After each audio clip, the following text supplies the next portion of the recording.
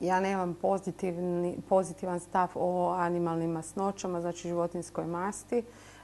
Miristinska kiselina i palmitinska kiselina imaju posebne znači, mehanizme kako se negdje vežu u, znači, sve su membrane i receptorski sustavi ponekad segmentalno i od lipida ili imaju svoj receptor za palmitinsku, odnosno miristinsku kiselinu. Ja bih naglasila da to nije dobra masnoća za pacijenta. Generalno ona u svom oksidativnom oštećenju se pretvara u aterogenu česticu i to je poruka za pacijenta. Znači on neće profitirati iz takve jedne